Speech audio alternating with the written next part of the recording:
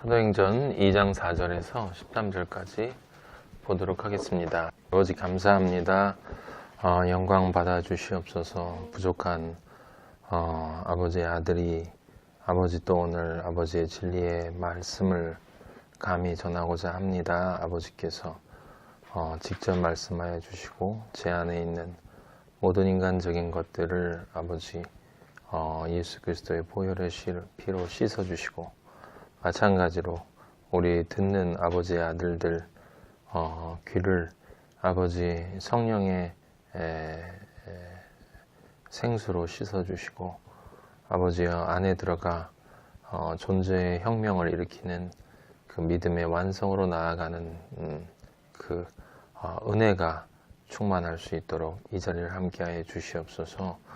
아버지 작은 인원이 모였지만 아버지를 사랑하는 아들들이 모였사오니 아버지 축복하여 주시고 우리의 이 만남이 아버지가 정말 기뻐하시고 지금 아버지가 이곳을 주목하고 계시는 그러한 자리임을 믿사오니 아버지 은혜 내려 주시옵소서. 예수 그리스도 이름으로 기도하였습니다. 아멘. 네. 오늘 간단한 구절인데 한 번은 이야기하고 넘어가야 될 것이고 그래서 이야기를 하겠습니다. 제목은 2장 4절에 있는 후반부에 있는 말이에요. 다른 언어라는 말이 있습니다. 그들이 다 성령의 충만함을 받고 성령이 말하게 하심을 따라 다른 언어들로 말하기를 시작하니라. 그래서 오늘 제목이 다른 언어예요. 다른 언어. 네. 사람들이 이제 우리가 방언이라고 부르는 이 다른 언어에 대한 다양한 시각이 존재합니다. 그래서 양극단이 있는데 그 방언이라고 하는 이 신령한 방언이라는 것은 사실 존재하는 것이 아니다라고 하는 입장에서부터 이 방언이야말로 성령을 받은 표시다. 그래서 이 방언을 받지 않으면 성령을 받은 것이 아니다라고 이야기하는 그 양극단이 있는데 물론 두 입장 다 영적으로 보면 틀린 것입니다.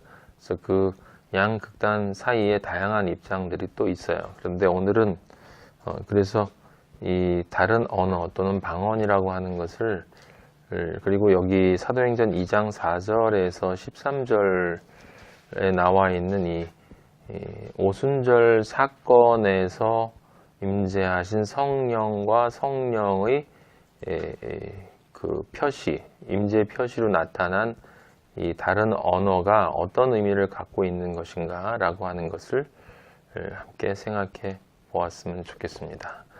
자, 일단 2장 4절에 보면 다른 언어는 분명히 성령의 충만함으로부터 나오는 것이다. 4절에는 분명히 그렇게 나와 있습니다. 그리고 그 다른 언어는 성령의 충만함으로 그냥 나오는 게 아니라 성령이 말하게 하시는 대로 나온다라고 여기 써 있어요. 그러니까 일단 성령의 충만함이 있어야 되고 그 다음에 그 성령이 충만함의 임재를 통해 그 성령이 다른 언어로 말하도록 이끌어 가신다라고 하는 것을 우리가 알 수 있습니다. 그러니까 다른 언어는 분명히 존재한다라고 하는 것이에요. 근데 5절에 보면 이 경건한 유대인들이라고 나와 있는데 그들이 그냥 유대인들이 아니라 천하 각국으로부터 왔다 그랬어요. 천하 각국으로부터, 그러니까 온 세상으로부터 왔다라는 뜻입니다. 이걸 뒤집어서 이야기하면 오지 않은 나라가 없다라고 할 수 있는 개념이에요. 천하 각국이라고 하는 말은 천하, 하늘 밑에 모든 나라로부터 왔다라는 뜻이거든요. 이게 말 그대로 풀어보면 와서 예루살렘에 머물러 있었다. 다른 곳에 머물러 있는 것이 아니라 예루살렘에 머물러 있었다. 예수님도 예루살렘을 떠나지 말고 라고 이야기를 했습니다. 그러니까 예루살렘은 계시록에 나오는 새 예루살렘으로 이어지는 은혜의 자리다 라고 하는 것을 우리가 알 수 있어요. 예. 그러니까 그리스도를 만나는 자리, 그리스도와 연합되어지고 그리스도와 하나가 되어질 수 있는 그런 자리가 예루살렘으로 상징되어진다 라고 얘기할 수 있는 거예요. 근데 이 소리가 남에 큰 무리가 모여 각각 자기의 방언으로 제자들이 말하는 것을 듣고 소동했다 그랬습니다. 자기의 방언으로, 그리고 그걸 다 신기하게 여겼대요. 신기하게. 그 다음에 이 사람들이 다 갈릴리 사람이 아니냐, 이 말은 굉장히 중요한 말이죠. 우리는 이제 이 말이 가지고 있는 의미를 알아요. 예수 그리스도를 만나는 자리가 갈릴리고 그리스도가 활동했던 주 무대가 갈릴리 지역이었고 갈릴리 제자들이 또 모두 11명이었고 그래서 모두 다 갈릴리 사람들이었다 라고 하는 말은 이제 우리식으로 번역을 하면 그리스도인들이다 라고 하는 거예요. 그리스도인들이 아니냐 라는 뜻이죠. 그래서 우리 각 사람이 난 곳 방언 하면 이제 1차적으로 사람들이 얘기하는 게 바로 외국어가 되겠습니다. 거기 바데인, 메데인 쭉 나와 있어요. 예, 그것은 몇 개 지역을 이야기했느냐라고 하는 것보다 맨 끝에 보면 이제 사람들과 로마로부터라고 나와요. 로마로부터 온 나그네 곧 유대인과 유대교 들어온 사람들과 또 그리고 그레데인과 아라비아인들. 이게 이제 예수님 말씀하신 땅끝을 상징한다라고 우리가 할 수 있고 몇 개 내 지역이 나오지 않았지만 결국은 전체 세계를 상징하는 기호다라고 이야기를 할 수 있습니다. 근데 그들이 11절에 보니까 우리가 다 우리의 각 언어로 하나님의 큰 일을 말함을 듣는도다. 각 사람이 가지고 있는, 그러니까 우리식으로 얘기하면 중국어로 한 사람은 방언하고 또 한 사람은 영어로 또 한 사람은 독어로 뭐 이런 식으로 방언을 했다라는 것으로 이제 11절에 적혀 있어요. 당연히 놀라고 당황했고 이게 어쩐 일인가 라고 했습니다. 그래서 이들은 조롱해서 새 술에 취하였다 하더라. 네, 이 말이 틀린 말이 아니에요. 성령은 새 술이니까 맞습니다. 새 술에 취한 것이 맞습니다. 헌술이 아니라 새 포도주, 새 포도주에 취한 것이 틀린 말이 아니에요. 물론 이 사람들은 놀리려고 한 말이지만 우리는 그렇게 은혜로 받을 수 있습니다. 당연히 물론 베드로는 이 다음에 바로 술에 취하지 않았다라는 말을 해요. 그러니까 지금 이게 육적으로 이해를 해서 그냥 새술 그러면 당연히 술이 아니고 영적으로 받으면 성령에 취한 것을 이들은 이해를 못하니까 술 취하지 말고 성령에 취하라 라고 하신 하나님의 말씀을 들어보면 이제 그게 비슷하게 보이거든요. 술 취했을 때나 성령에 취했을 때나 제 경험을 생각해 봐도 그냥 좋습니다. 그냥 아무 생각이 없어요. 자, 일단 그래서 이 4절에서 13절까지의 말씀을 해석하는 첫 번째 관점이 뭐냐면 현상적으로 그냥 육적으로 바라보는 거예요. 그래서 방언을 외국어로 해석을 하는 것입니다. 외국어로. 그러면 이 언어가 여기서 지금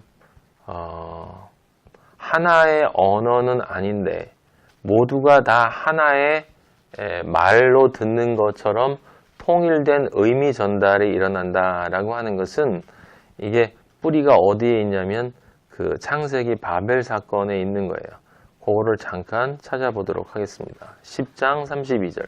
이들은 그 백성들의 족보에 따르면 노아 자손의 족속들이요 홍수 후에 이들에게서 그 땅의 백성들이 나뉘었더라. 지금 노아 이야기가 끝나고 바로 그 다음 이야기인 거예요. 그러니까 여러분들은 지금 이제 성경 전체로 보는 시각을 가졌으니까 이게 어떻게 되는 거냐면 노아가 새 땅에 도달하고 나서 자손들을 낳았다. 그 다음에 그 땅의 백성들에 관한 이야기니까 당연히 지금 노아의 가족 구원에 노아를 통한 가족 구원이 끝나고 다시 흑암기로 빠지는 거예요. 그래서 이제 부족의 구원으로 넘어가기 위해서는 다시 흑암기가 와야 하는데, 아니 올 수밖에 없는데, 그 올 수밖에 없는 것을 상징해 주는 말이 바로 바벨이에요. 바벨.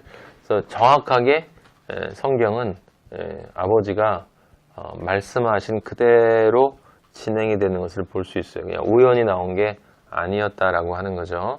그래서 다시 혼돈과 공허 그리고 흑암이 깊은 곳에 있는 그 상태로 다시 돌아간 거예요. 그게 창세기 11장 1절이에요.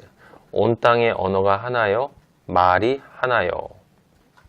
그래서 이걸 여기 말이 하나고 언어가 하나인데, 그러니까 우리가 일단 단순하게 생각을 하면 그들이 이제 하늘 꼭대기까지 탑을 올리고 다 아는 것처럼 인간의 이름을 내려고 하는 그 비교 욕망, 선악과. 그래서 하나님이 내려와서 그 말을 흩어서 수많은 언어들이 되었고, 그래서 이 노아의 자손이 이제 단군까지 왔다. 뭐 이런 얘기들이 있어요. 네.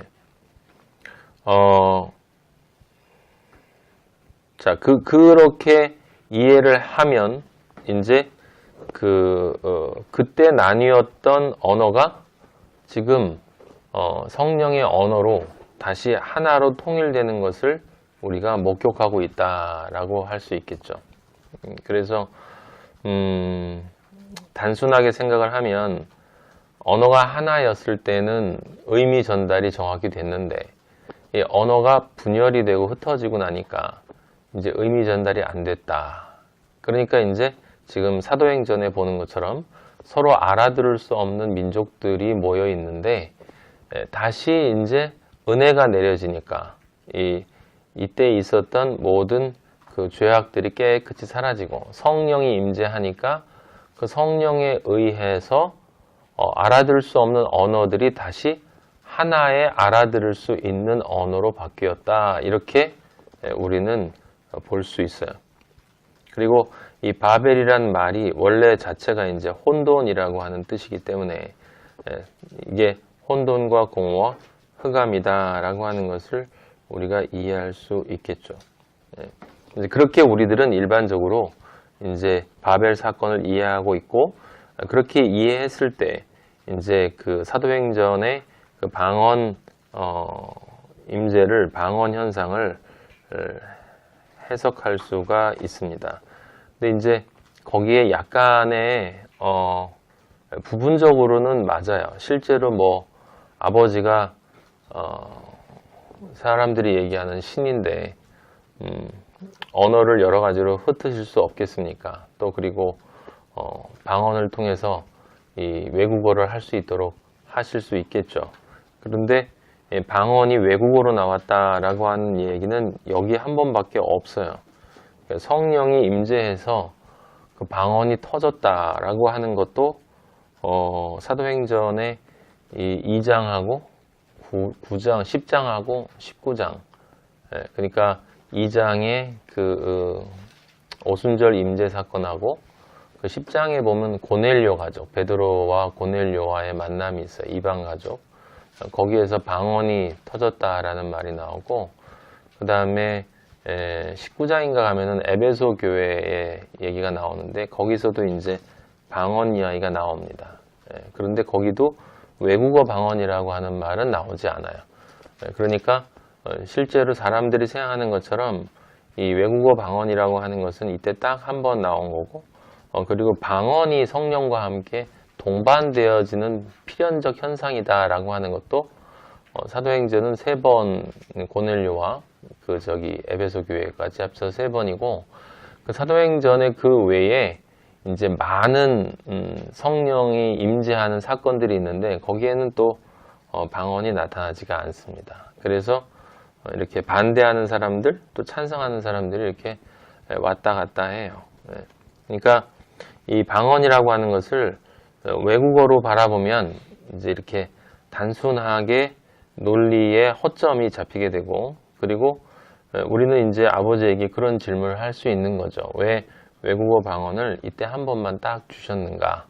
그러니까 단순하게 생각하면 그들이 외국어를 함으로써 그 외국 사람들이 와서 그 언어를 알아들었잖아요. 그죠? 하나님이 하시는 일을, 복음을 들었단 말이죠. 그러니까 전도를 위해서 외국어 방언을 주셨다라고 이야기할 수 있어요. 충분히 우리가 생각할 때 합리적이고 납득할 수 있는 말입니다. 그런데 이제 그것도 조금만 한꺼풀만 깊게 생각을 해보면 우리 인간이 그 언어를 몰라서 예수님을 안 믿었나라는 질문을 또 던질 수가 있고, 또 역으로 번역을 해서 또는 통역을 해서 이 복음을 전하면 정말 전도가 되는가라고 하는 이야기를 할 수가 있죠. 이게 영어로 복음을 전할 수 있다라고 해도 우리는 분명히 알고 있잖아요. 그러니까 영어라고 하는 것은 육적 언어고, 그 육적 언어로 전해지는 복음이 중요한 게 아니라 그 복음을 전하는 사람도 영의 언어로 전해야 되는 거고, 그러니까 영어로 전하는 게 중요한 건 아닌 거예요. 그건 전혀 성경적이지 않은 거죠. 이걸 그렇게 생각을 하면 곤란하다. 그런데 왜 아버지가 여기서 외국어라고 하는 것을 보여주셨을까라고 생각을 해보면 그건 당연히 상징적인 의미가 있다라는 거예요. 우리가 마태, 마가, 누가, 요한을 보면 예수님이 수많은 기적을 행하셨지만 실제로 죽은 자를 살리는 일 같은 경우에 3명 정도, 그 다음에 눈먼 자, 귀머거리 이렇게 고쳐주셨지만, 그리고 이렇게 오병이어와 7병이어 이런 기적들을 행하신 것도 겨우 몇 번이에요, 몇 번.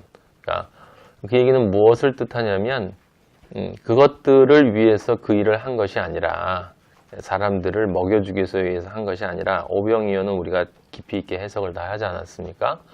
그러니까 그것을 통해서 방향 표시판처럼 무엇인가를 가르쳐 주시기를 원하는 것이다 라고 하는 것을 이제 생각을 해보면, 아버지는 늘 그러시거든요. 그러니까 육의 언어를 통해서 영의 언어를 알아먹으라고 하는 건데, 이제 사람들은 끊임없이 그 육의 언어에 머물러서 그것을 가지고 그대로 육의 언어를 따지든가, 아니면 이제 문헌 같은 것들을 이리저리 뒤져보면서 이걸 이렇게 분석하고 연구하고, 그래서 인간의 이성으로 남들이 모르는 지식을 동원해서 그걸 해석한다 이 말입니다.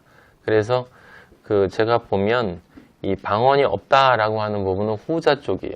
그래서 성경 문헌적인 연구를 많이 한 사람들은 이런 방언에 대한 것을 별로 믿지를 않아요. 공부를 많이 하면 많이 할수록, 그리고 안 하면 안 할수록 외국어 방언. 제가 아는 어떤 유명한 CM송, 우리 워십하는 분도 외국 분인데 한국 방언을 받으셨다고, 한국어 방언을 받으셨다는 얘기를 들었는데, 옛날에 제가 모를 땐 참 대단하다고 들렸는데, 이제 성경을 좀 알고 나서 생각을 해봤더니 좀 그렇다라는 생각이 들었습니다. 그러니까 여러분들이 이 사도행전 2장의 이야기에서 3가지를 꼭 짚으셔야 됩니다. 아버지는 외국어 방언을 이때 한번 딱 보여주셨다. 그게 왜 한 번만 보여주고 마셨겠는가라고 하는 것이 하나고, 두 번째는 언어가 통해서 복음을 전해도 복음이 전달되는 것과는 아무 상관이 없다. 세 번째는 언어가 통한다는 것만이 문제가 아니라 그 언어를 통해서 복음을 전달하는 사람도 틀릴 수 있다라고 하는 것을 기억을 한다면, 여기 지금 2장 사건에 나와 있는 방언은 실제로는 아버지가 떡을 오병이어로 실제 사람들을 먹여주신 것은 맞죠. 당연히 맞겠죠.